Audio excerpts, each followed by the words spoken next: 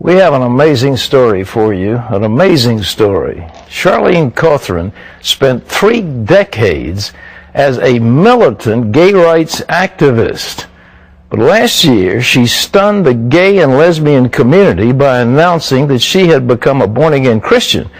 Well, not only that, she changed her lifestyle, but she kept her job as the editor of a lesbian magazine named after a friend who had been murdered, as I understand, by her lesbian lover. Reporter Charlene Israel explains why. As a gay rights activist, Charlene Cochran was never afraid to fight for what she believed in. For 30 years, she was as vocal and in-your-face as they come. She organized and marched with other lesbians in gay rights parades. And as editor-in-chief of Venus magazine, a national gay and lesbian publication, she wasn't about to change. Until something happened at a gay pride event that she'd never expected. In 2003, I was in Chicago at a gay pride event. In the middle of this beautiful park, I just took a panoramic view. And as far as I could see, there were men and women, men with men, women with women, all just partying and having this good time. But a shame fell on me.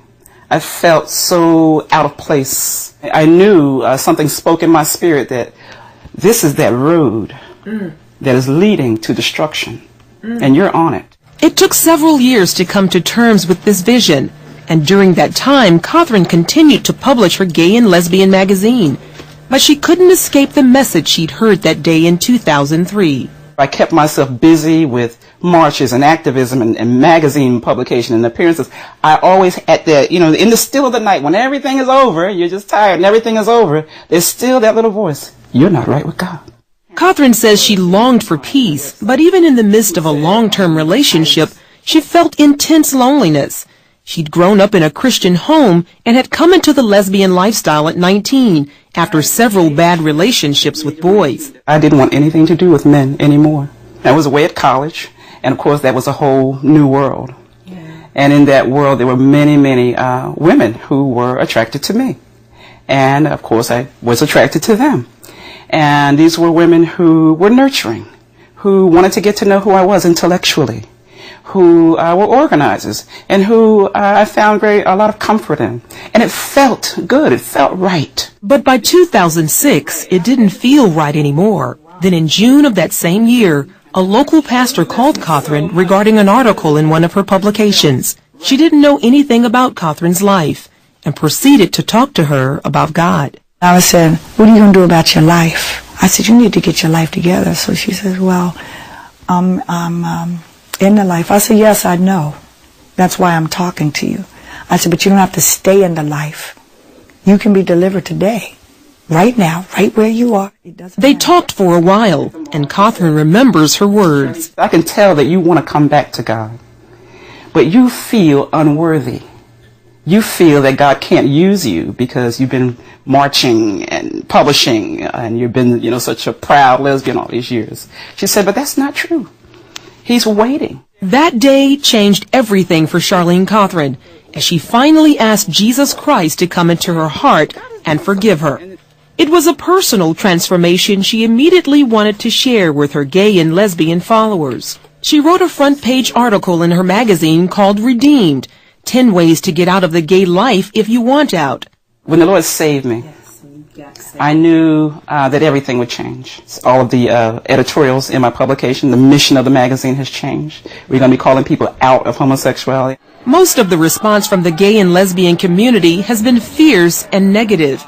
But she says she knows that many of them are just as conflicted as she was. In order to fill up this empty space, they pretend to put on this wonderful face how gay and happy I am, when in fact at the end of the day you can just about find people who are just as lonesome. That's the real story. There's a lot of loneliness in the gay community that's not talked about, and it is real. But there has been positive feedback as well. Cothran says she gets lots of emails from people who say they struggle with homosexuality and want out. I know people probably ask you, do you still have feelings for women? Are you dating a man? I'm living a celibate life, and I am so focused on spirit right now. I have no urges for anyone, man or woman.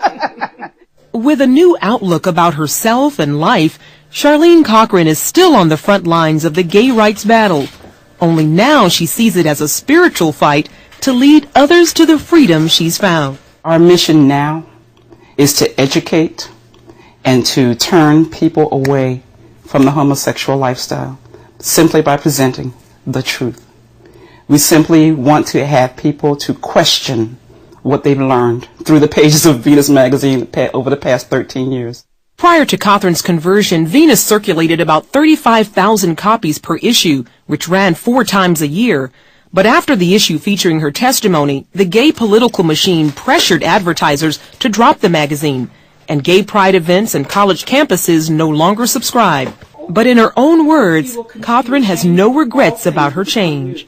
There is such a joy and a peace that you can't find in the club. I don't care how good the music is. You can't find it in the middle of a gay pride parade. I don't care if you're in the biggest and prettiest float. The peace and the joy that I have, I wouldn't trade for anything.